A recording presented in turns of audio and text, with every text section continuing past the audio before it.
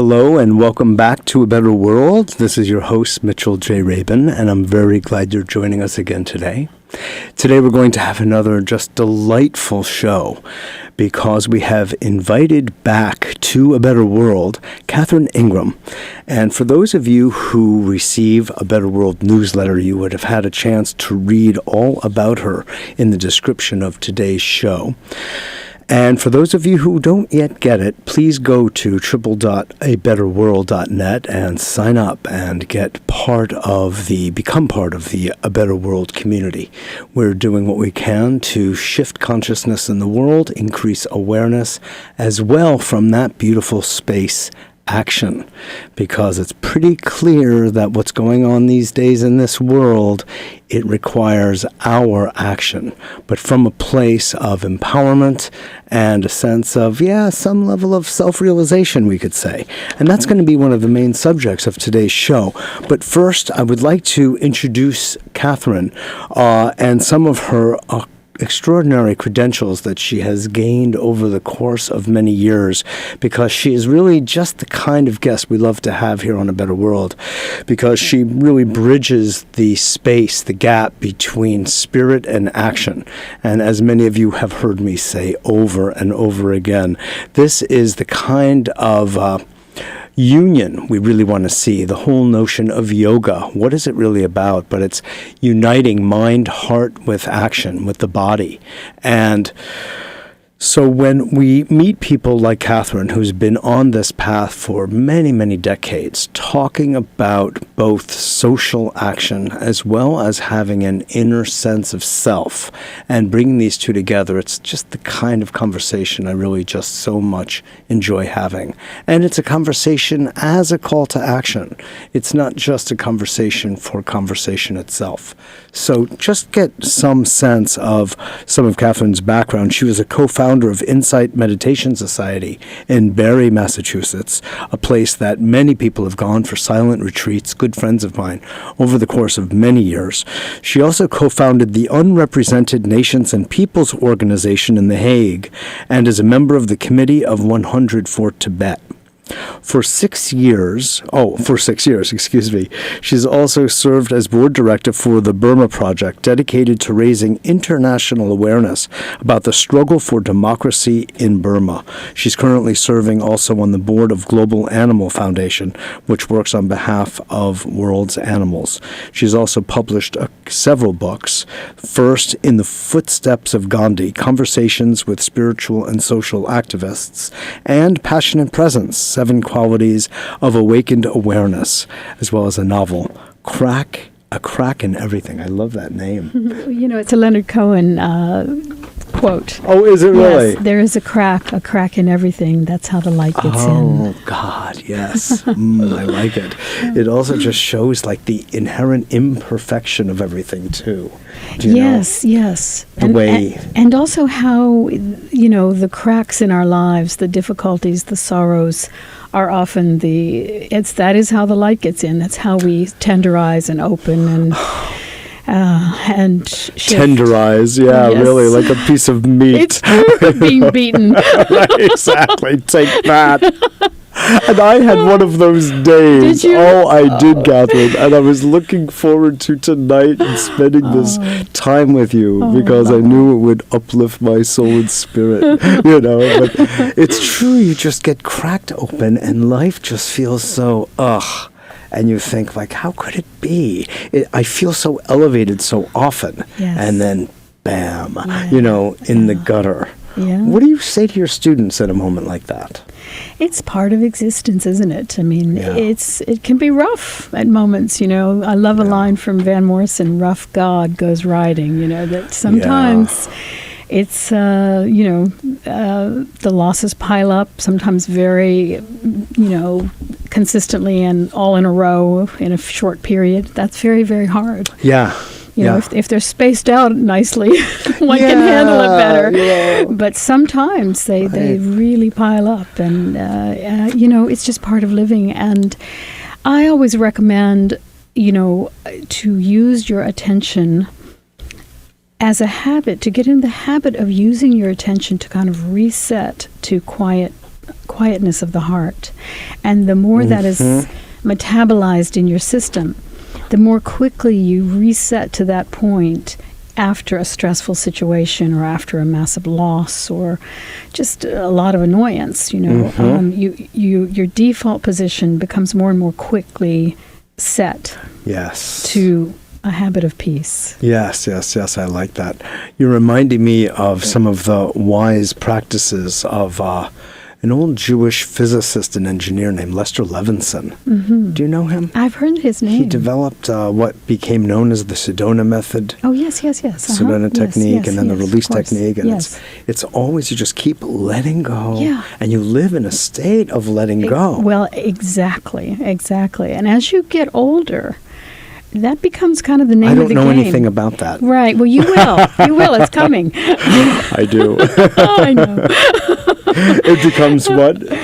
More and more necessary? Well, it becomes more and more the name of the game. It's pretty much a lot of letting go. That goes on. And you get fairly facile with it, don't you? You become more relaxed in letting go. Well, that's what was interesting about today, Catherine, because I'm usually very fluid and I move and I have my center and I breathe and, things are like that. Chill. And exactly. And I'm just like at peace and even a warm, radiating peace. Yeah. But not today. Today. Right. One of those days. I just got one after another, just right angles. Exactly. Angular, very angular, yeah.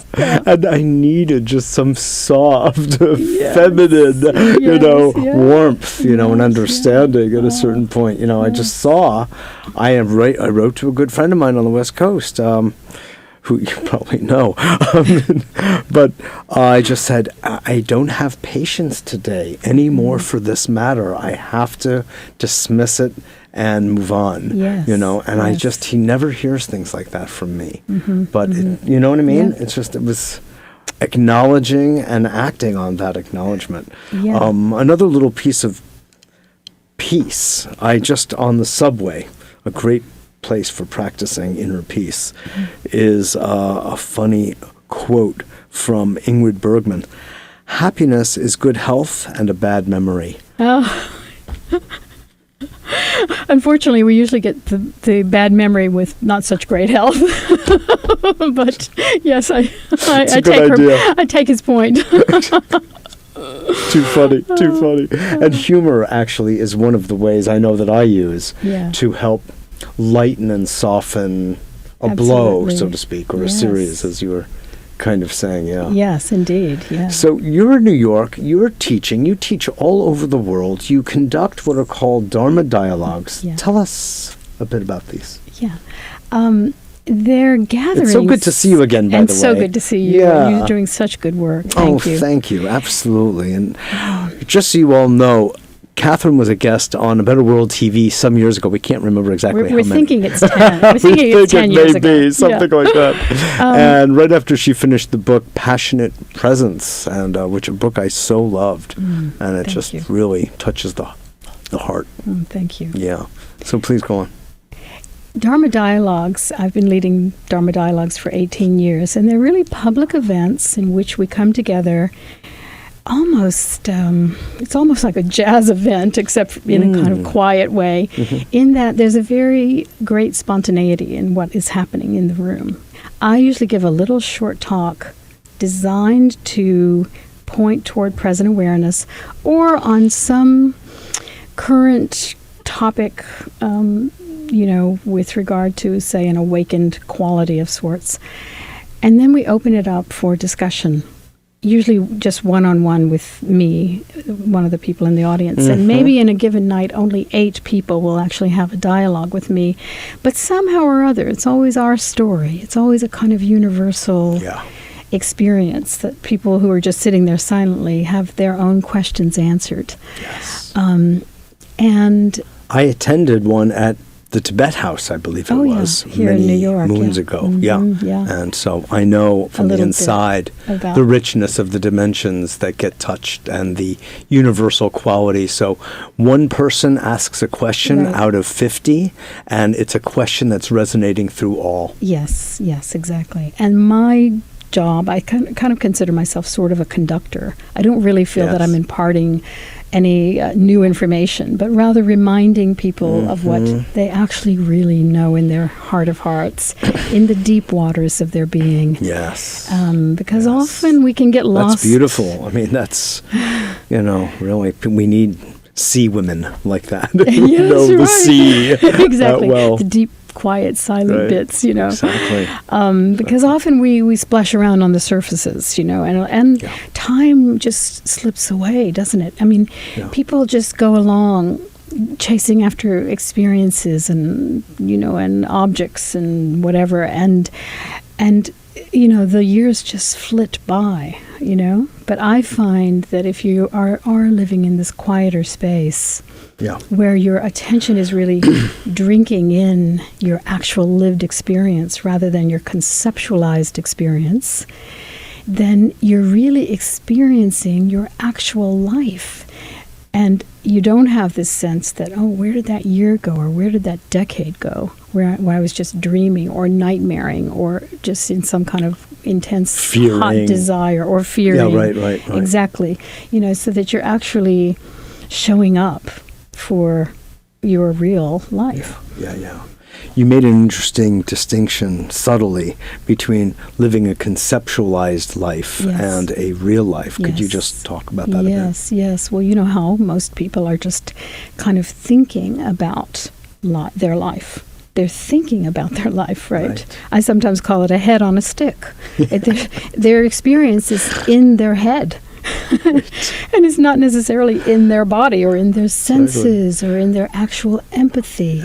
They're just in the ideation about life or about the life to come. That's a very popular one. Yes. The life to come when I start living Yes, my real life out there in the future, that many people are waiting and postponing in a sense. But we all do that to varying extents. Well, we can get out of the habit of that. And of course, we're planning creatures, so planning is fair enough. We have to plan to some degree, most of us, You and I had to make this plan ages ago for us to both show up at this particular spot in New York City.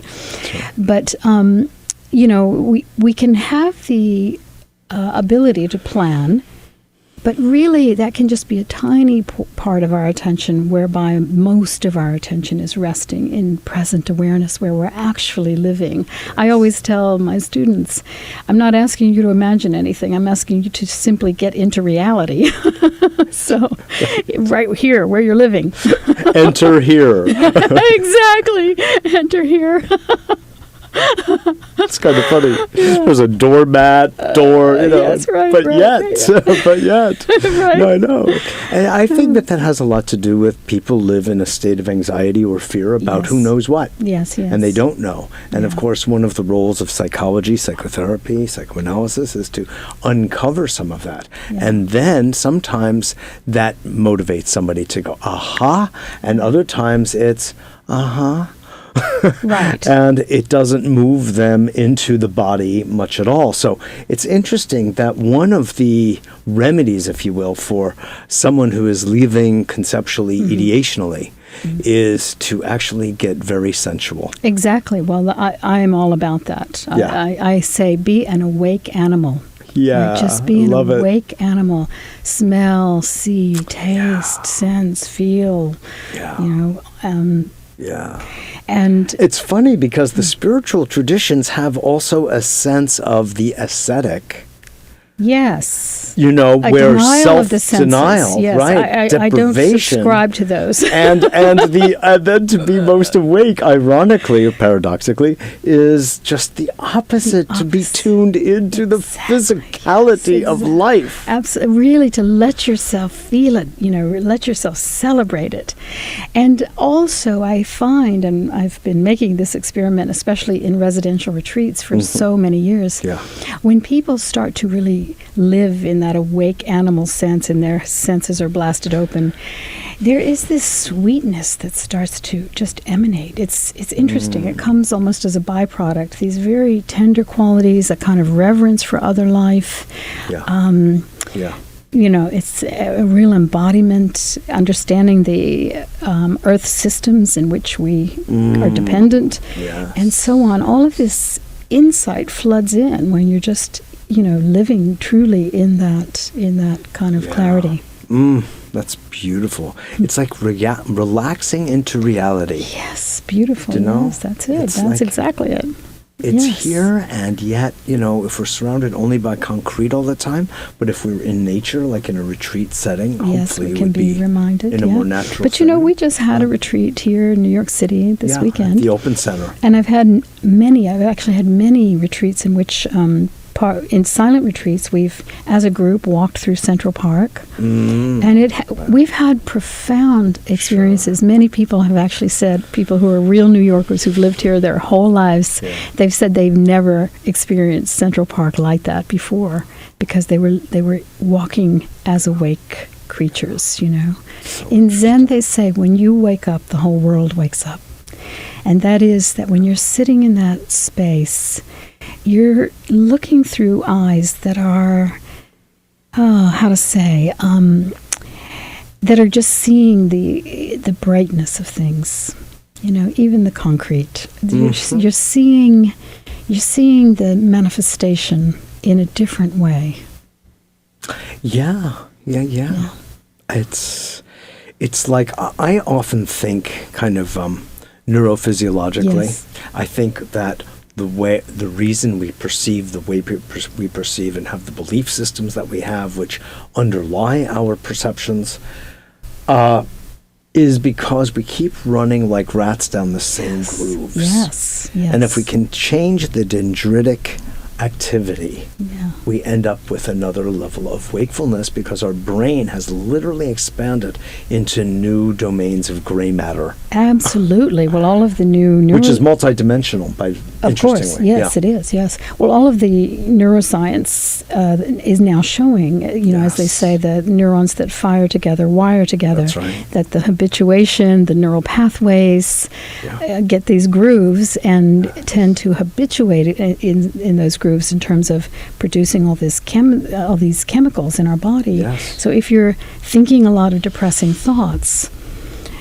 if depressing thoughts are occurring frequently, they're actually creating neural pathways that then call more depressing thoughts. But conversely, if your habit becomes one of letting go, of free flow, or of resetting back to a kind of sensual, quiet space, in the senses, that also has its own neural pathways. Oh, by happily. all means, exactly. And your body, mind starts to get accustomed to another level of neurochemistry. Yes. And you start to groove on that, and it's like that living edge of life, that growing edge that you really don't know. And that talk about Zen, the whole idea of beginner's mind. Yes, of course. Where you are awake and alert and fresh to every moment. That's right. And whereby you can see something so much more clearly when you're not looking through the veils of your preconceived ideas and agendas. Yeah. Because then you're just getting more of the same. Yes, right. Well, you'll see everything, as they used to say, when a pickpocket meets a saint, he sees only his pockets. That's right. You just see through the filter of your own need or your own belief. Exactly. Or the old Sufi phrase, I'll see it when I believe it. I hadn't heard that one, but that's very good. So we're left. So before we move into the marriage, if you will, of spirit with action and this notion of being in the world in a way that can really make a difference in our real society, something that I just adore, the whole notion of getting off the cushion and into the boardroom or into the street or what have you, depending on your predilections, I was just curious, Catherine, over the time, these 18 years that you've been teaching, and you've been in Burma, and you've been in India, and you helped to start the Dharma Center in Barre, and you've had just so much really rich textured experience. And you've been working with people so long. Is there a trend that you see among the students over the course of these years? And is it geographically related? Can you see geographic distinctions in groups? There's definitely a trend. There's definitely a great, I would say, awakening and opening, a yearning for deeper understanding. And I would say an evolution of consciousness is occurring. Now, it's in a race with our own self-destruction. Yes, our own potential for destruction. Yes. They're racing. I know. And so I'm not going to make any predictions as to which way it's going to play out. And wakefulness is 2 yards ahead. Oh destruction my God. is, right on its tail. right. But anyway, I do see, and it has been surprisingly fast, in fact, that there's been this explosion of interest in, and I love also that it's an explosion over time. I mean, you've been at this for 18 years. Yes. What's the distinction between what you saw then and what you're seeing now in terms of people's hunger, eagerness, interest? How would you describe it? It's 1,000-fold, first of all. Really? I mean, back in the days when I first started practicing Buddhist meditation in 1974, I mean, that was as weird could be. Hardly anyone was doing anything like that. Even yoga was kind of new. Yeah. Racy. Yeah, kind of weird. And so, and now it's on mainstream television, There's more in New York than in India right now. I wouldn't be surprised, of course, so there is a tremendous explosion of interest in this. And there's a kind of, you could almost call it a secular mysticism that's happening, whereby you don't have to be you don't have to be attached to any particular religion or any belief system or whatever. I like that. Yeah. And so there's all of that going on. There's a lot. I'm very thrilled with the young people, and I was just down at Occupy Wall Street yesterday. Yeah. Uh-huh.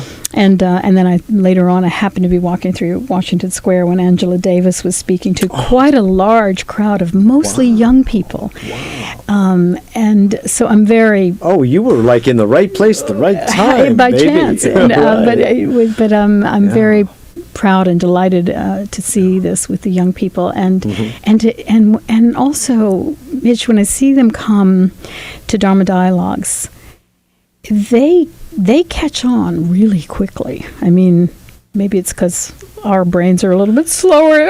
It's very impressive, but I don't think so. But it's amazing how. Well, it's in the field. It's in the field. That's so, it. That's exactly it. There's an osmosis that is occurring. Just like when I see when I see young women come to our sessions, they are empowered without having even an idea of feminism. They didn't even have to learn about feminism at all. They've got it. Interesting. Right. And I was just saying at the retreat the other day, when I was young, when I was a young girl, there were only a few careers open to women in those days. You could be an airline stewardess, a teacher, or a nurse, or a secretary, essentially. Those were kind of your options. I mean, girls now, they can dream about being an astronaut, a president, anything they want, That's right. And so, and of course, human rights have really come a long way. Of course, we've got a long way to go, but animal rights are a brand new concept on this earth. Mm-hmm. That's brand new historically. And you've been working pretty diligently with recently that, I have. I love animals, and it's heartbreaking to me what's going on with the animals of the world. Yeah. But on and on, I do see tremendous evolutionary progress in these kinds of fields, and in the what you could call the Dharma field, the great maturity of interest in all these places. Now, you asked about geographic differences. You teach in Europe and Australia and the United States. Yeah, and what I always say is that everywhere I go, the sweetheart crowd comes out. And I just feel I could go to Red Square and the sweetheart crowd would come out, or anywhere. I wonder if that has anything to do with you. Well, being a sweetheart. I think that I just think that there are the yearnings of these deeper qualities are pretty universal, and that if you're speaking about this in a simple way, it attracts people who have that quiet simplicity of heart, which actually is a very rare and beautiful thing. Yes, indeed. And so that people are in touch with it. I think it's always there. It's always there, of course. Yes, and it spreads. That those people who come, suddenly they're changing in their lives, and that's attracting their relatives or friends or whatever. Exactly. And so, so I really do see that. Of course, there are cultural differences, and. For instance, I noticed that in countries where English is a second language, they sort of don't get my jokes. They get the Dharma and they get everything we're talking about, but I'll make these little, asides. These little asides and quips, and I'm the only one laughing. So, but listen, I know that. It happens to me all the time. So. But other than that, there are these cultural differences. But other than that, the intelligence of the heart, I would say, is pretty identical. And also another amazing thing that happens is the way that people will express their insights in such similar ways in very diverse cultures. I can be in Hawaii at one point, and someone will use a metaphor that is identical to something that I heard in Ireland 2 months ago. So interesting. So interesting that you feel like almost that they're tapping into, as you say, a field of information somehow. Exactly. What is maybe a morphogenetic field. A morphogenetic field, and in fact, we're having Rupert Sheldrake on tomorrow night. Oh my gosh. Talk about morphogenetic well, there you go. See? And I usually don't even think of that term. Right. See? Plucked it from my mind. From the newsletter.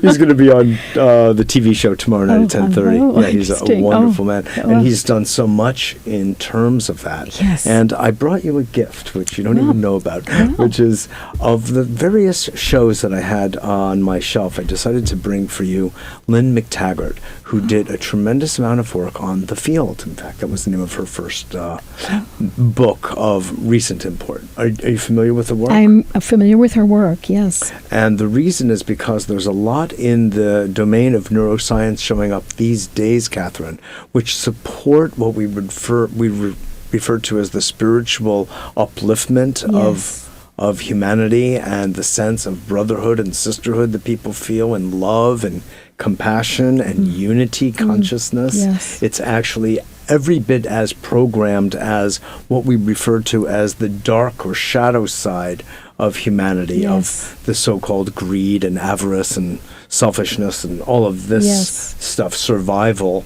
But what we find really, that might be a belief system. Absolutely. And if we look at the animal kingdom, we see that cooperation and bonding are the true underlying realities that provide survival. Well, do you know of Jeremy Rifkin's book, The Empathic Civilization? I don't. It's I know wonderful. Of him, but not that. And that book is wonderful, and his thinking on this is beautiful, and it's similar to what you're saying. Oh, I see. Wonderful. Yeah. I just wanted you to have that input. Just I would love to.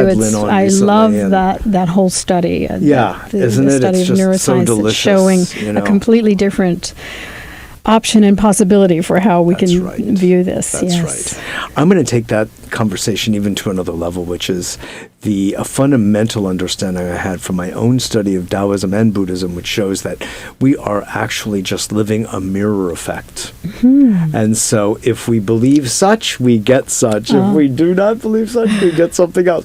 Do you know what I mean? Yeah. Like just a mirroring. So when I said kind of playfully, when you said, I attract the sweet people, Well, I say it's the sweeght-heart crowd who shows up. The sweetheart crowd who shows up. And I said, maybe it has to do with you as magnet, of sweetheartness, So, I'm saying it playfully, but on the other hand, there's a truth to it. There's the magnetic field / resonance, which allows for that kind of dialogue. One of the things I talk a lot about in my sessions is that when you're in a certain type of let go, when you're in that kind of ease of surrendering to what is as needed. It's not exactly, like a lot of people think, and I'm not saying that you were saying this, but a lot of people think that if they could just get into the right flow, things would go their way. But actually, it's actually that your ability to flow with how things are going is the key.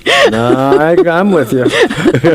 Exactly. So it's not another form of magical thinking. No, exactly. In other words, Or something like The Secret or any of that stuff. Becomes that becomes a beautiful segue into spirit, into action in the world in which we're living, which is closer to Neanderthal. So when you're talking about an awake animal, you're not talking about what we're seeing on Wall Street. Right. So so this is an interesting. You mean the Wall Goldman Street? Sachs. Okay, yeah, Right. Not the Occupy Wall Street. Right. No, the reason that Occupy Wall Street is happening. First, let me let everyone know you are listening to Mitchell J. Rabin on A Better World Radio on Progressive Radio Network. Our guest for the whole hour is Catherine Ingram, who is the author of many books. Last is The Passionate Presence. Well, the most recent was the novel, A Crack in Everything. Wonderful. Yes. And she's an internationally known Dharma teacher, and she's just helped to so many people awaken and get on the path of their own self-awareness, and it's really just a delight to have you. We've always just had a really fun time together. Isn't that true? It's true, I remember, being at the place and our laughing and just... It's just so easy. It's just delightful. The sweetheart crowd. Yeah. There we go. Voila. Right again. Exactly. So when we look at, we're dealing with like utterly, completely devastating realities these days. Utterly, completely, the 1%, the 99%, and the 400 families that own 40% of everything in the United States. And people are getting kicked out of their houses and foreclosed upon. And climate change and this whole new fracking thing that's happening. It's a nightmare beyond. And there are going to be water wars and on. I mean, exactly. Now, I've just kind of wakened up to some of what's going on in biotechnology. It's utterly. Amy Goodman did an amazing show this morning with a woman who just finished a book on this. It's awesome what is going on. The patenting of life is really what it is, and it's been allowed in the United States since 1980, and they are various medical researchers are going into shamanic communities all over South America and Africa, and they're learning about the herbs they use for medical treatment and for healing, and they're grabbing them, they're synthesizing them, they're patenting them, and then they're preventing legally, internationally, the shamans from actually using those substances without buying them from the Pfizers and the rest of them in the world. Wow. A bad nightmare couldn't come up with these ideas. I know. Yeah, I know. So how then do we take the seed of compassion and the awareness with which you are helping so many arrive at and cultivate and bring it into this action?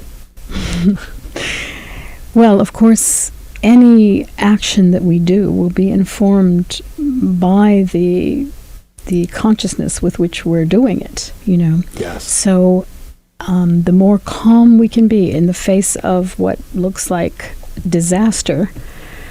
I actually wrote a blog for the Huffington Post called Getting Through the Night at the End of Days. And and it's 5 points. The first one being stay calm, as they always tell you in every emergency. But I further go on to say, do whatever it is in your life that keeps you calm, that doesn't lend you into panic and desperation, because that will lead to apathy. It will lead to a kind of depression, really. Yes. And you'll be just another body on the pile to be taken care of, It leads to rigidity, too. Yes, it does. The last thing we need at a moment like that. So staying calm is very, very important for whatever action, however you're going to be used as an instrument. You will be the best tuned instrument if you're calm and if you're peaceful, and if you're able to find the place in yourself that is saying yes to the way that it's rolling out, even though you work as hard as you can to make it the best it can possibly be. It's like the Serenity Prayer in AA. What about the idea, yes, of the squeaky wheel gets the oil? Say more. Well, the idea that when people shriek Oh, yeah. and Well, you might be a shrieker. stammer, okay, but Yeah. inwardly calm Yes. while shrieking. Yes, you may. Okay. You can have. That's where I thought you we were can going. have a quietness of the heart, Yes. even though you might have to occasionally shout. Mm-hmm. You can still have an inner knowing that your instrument is being used. The volume had to be turned up at certain Yes. moments, but Yep. that there can be this kind of quiet, and you can sense it in great ones who have been sometimes strident in their expression. And yet, Martin Luther King I is was an just thinking. I was just example. thinking his very name. Mm-hmm. Yes, exactly. Right. So that was one point. Another point is to be of service in any ways that you can. And there's a quote that I said to you on the phone. I think it was Angie Arian. It might be this woman, Angie Theriot. I'm not sure. One of them in the Bay Area said, "Action absorbs anxiety." Mm. Action absorbs anxiety. Beautiful. I love that. Yeah, that being of service just puts you in touch with your heart and connects you and makes you feel this a sense of just being well used, in whatever ways you can be. Yeah. Another one that I suggested is a Jack Kerouac quote, "Be in love with your life." Mm. Because even in what may seem like dark times, which, by the way, in previous times, they were really rough, too. It's not like there was some glorious time. I've been reading Steven Pinker on this, and I went to TED because of you today. Oh, good. And you heard listened. that. And you listened to Steven Brilliant. Pinker. Brilliant, exactly. Brilliant. The history of violence Mm-hmm. that shows that actually we're living in the least violent time, which is, I know people have a hard time believing it, but check it out. But Steven I don't. Pinker. Right. I actually don't. You, I don't compare it to then. I compare to our human potential. yes, That's okay. where my conflict and tensions arise. Yes, okay. But we're on our way there. We're slow learners often. Oh. We learn the hard way. But anyway, Yes. but be in love with your life. Yeah. Be in love with your beautiful. I often say it's our little secret that we actually love our life. We can grumble about it a lot, but talk about what's missing or how it could be and all of those things. But really, At base. at base, people love life. Love your life, love life. Yes, exactly. It's Yes. really synonymous. Yes, exactly. And then you do have more respect for all of life. Mm-hmm. And another one is that evolution is doing its thing. That at the end of the day, we do everything we can, and as a human creature with some degree of intelligence, we try our best. Mm-hmm. We try to be on the side of the angels. Right. But at the end of the day, evolution is doing its thing, and so Take a look. I really want to bring this up because Okay. I contemplate this about the whole subject of evil, and does it exist? Does it not? I mean, some of my training in Tibetan Buddhism really brought forth this idea that there is there are the poisons. There is vast unconsciousness. There is ignorance. Yes. There is avarice. But basically, there is the sun always shining with the clouds passing by. Mm-hmm. And I embrace that. There's a however here, which is that there are people on this planet who know consciously that there are people who are being harmed and hurt and dying, all for their own self-aggrandizing and greed. benefit. Exactly. Now, when you really, and these are, I wrote an article for the Huffington Post, said, if CEOs have parents, where are they?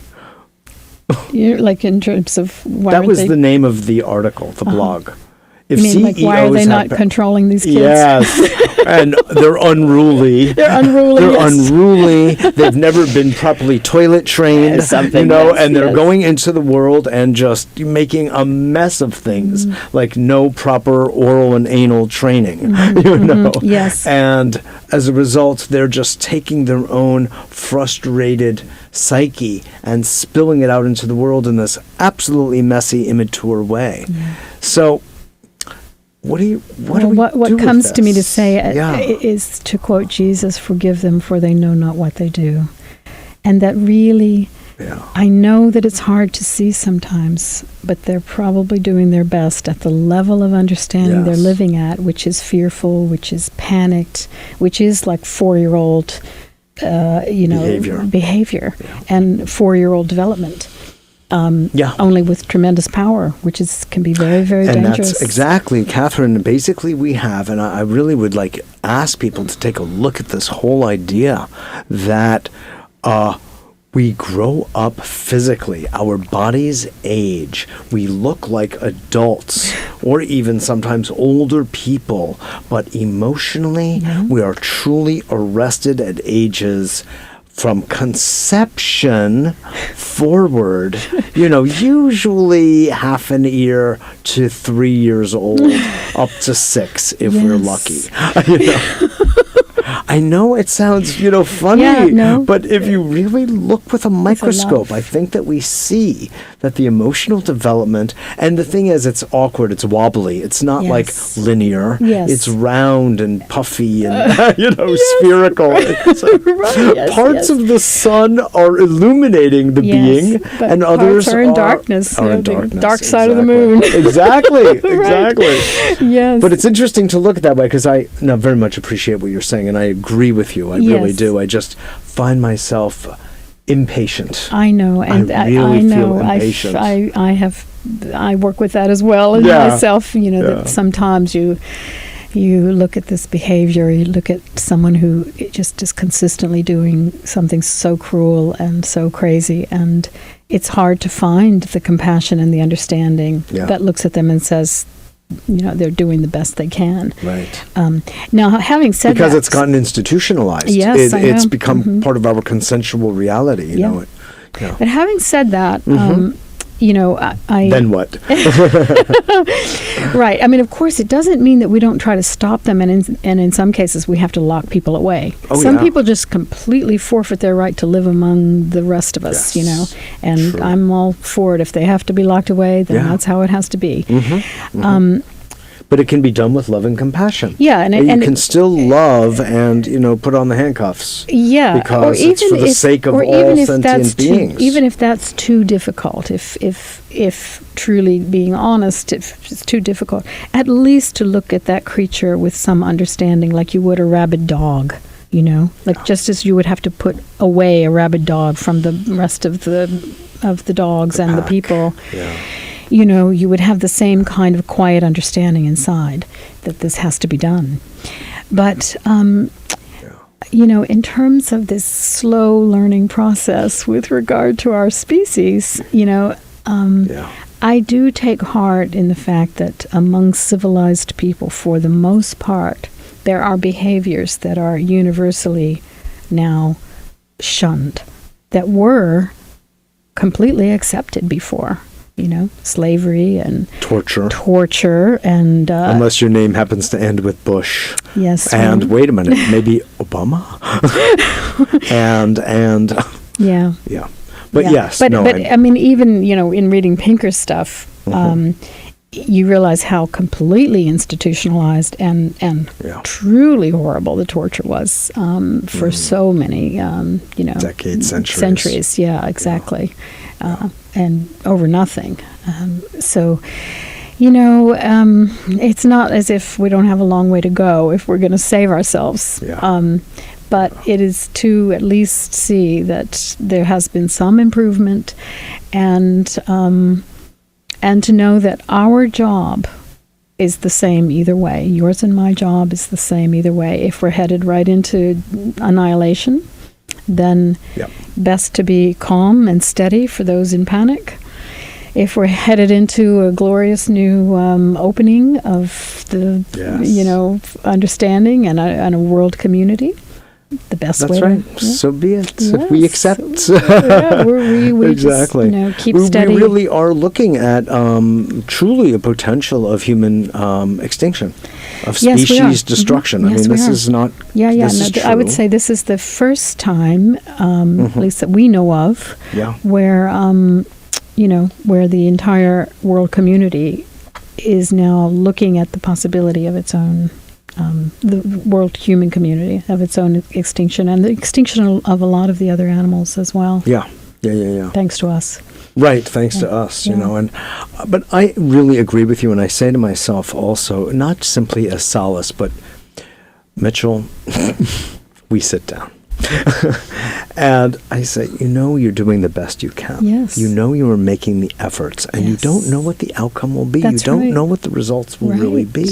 Right. You know what they are incrementally, moment to moment, and then there's a setback that almost appears to wipe out the progress.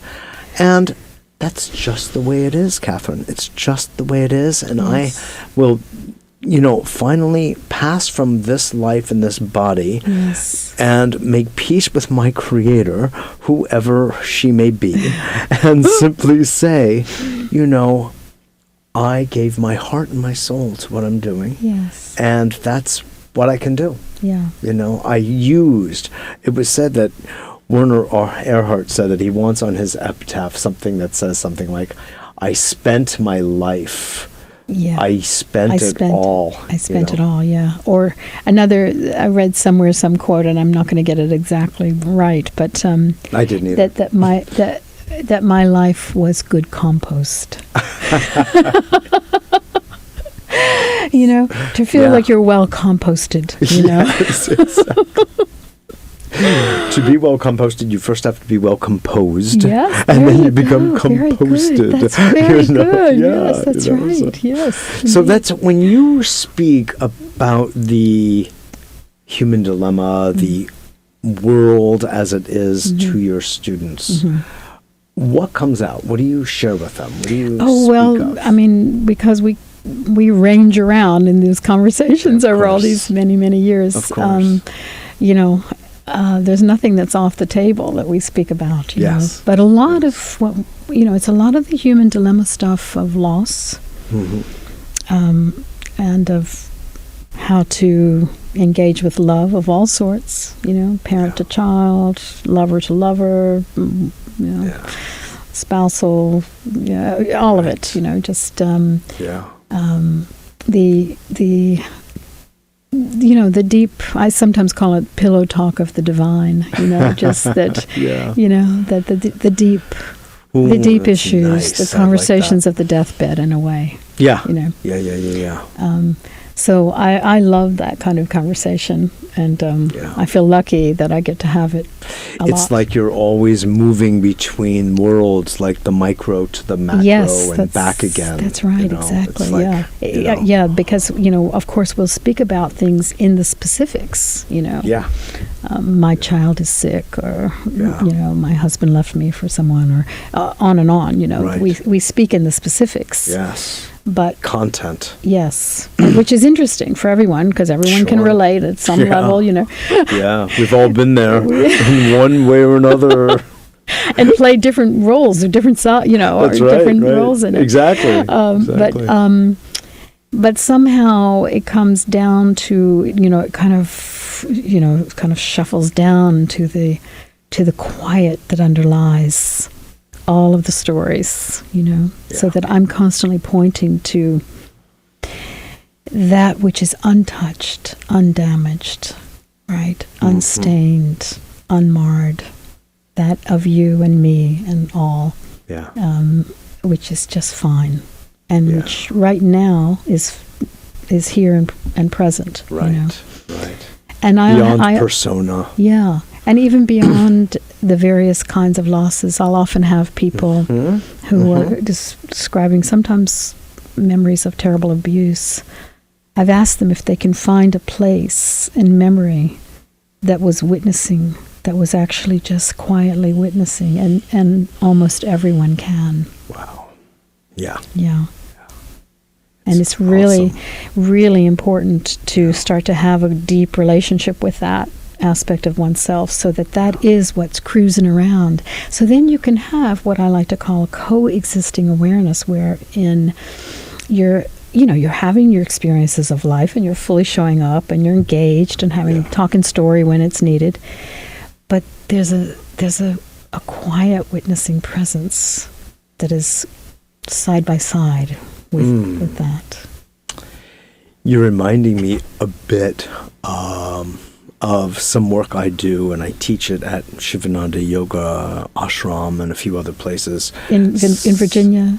In upstate New York in the Catskills. Okay. Okay. And it's called Therapeutic Theatre. Oh. It used to be known as psychodrama.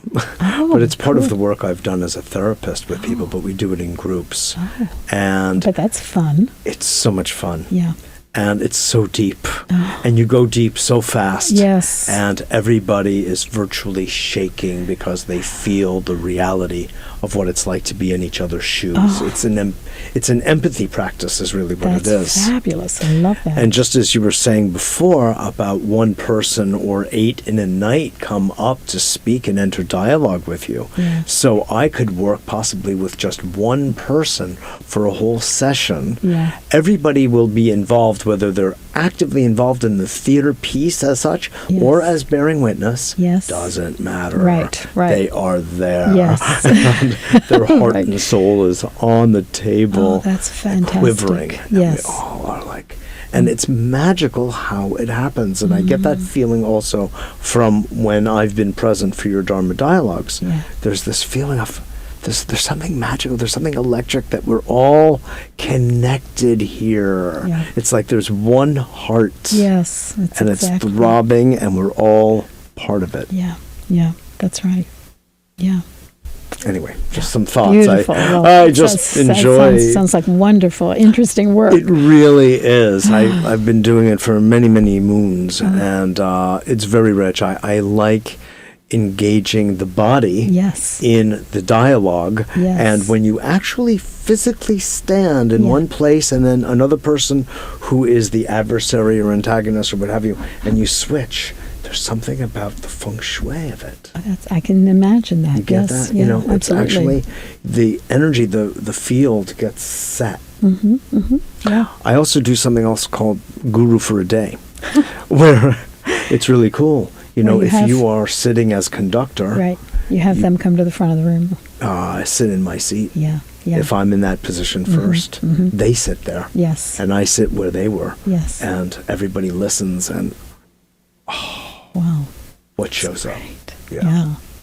I'm just having fun with you. I didn't want I'm loving move it. the conversation there. It's just, it's all sort of part and parcel of a similar kind of energy, of a certain kind of interaction of people to reach something deeper. And it also also goes to what we were saying about how there is this yearning. People do yearn to be in those kinds of conversations and understandings rather than just the chit-chat and the nonsense. And in Buddhism, there's this word, sampapalapawosa, meaning that apparently the Buddha used to mean idle chatter going nowhere, and that most people spend their entire lives in idle chatter, and that there's, you're yearning to, I think Flaubert say, make the stars weep for your soul. Oh God, yes, exactly. It's like there's this yearning to be connected to something greater, and have to live in that sense that is there, and that I'm always just, I find it so endearing how many people they get a tiny taste of this. And then they have this homesickness for it, Exactly. And you are one of the introducers to it, if they hadn't met it already on their path. Catherine, this has been delightful. Thank you so much so for delightful. having me on. Absolutely. Now, the other good news is that you're going to be in New York soon again. Yes. What are the details? Go to my website, but not quite yet. We haven't put the new dates up. There, we've just. And the website is? The website is CatherineIngram.com. Okay, fabulous. CatherineIngram.com. But something like November, December? Yes. You'll be at the Open Center again? Not at the Open Center, at One Spirit Learning Alliance. One Spirit, wonderful. Good friends West of mine. 36th Street, yeah. Exactly. But we'll put we'll put it on the site soon. Beautiful, beautiful. Okay. Thank you so much for being here. Thank you, dear. Absolutely. This is Mitchell J. Rabin for A Better World. Thanks so much for joining us. Visit us at our website at www.abetterworld.net. Tune in to Rupert Sheldrake tomorrow night on TV through our website, or if you live in Manhattan, on television. And I look forward to seeing you all next week.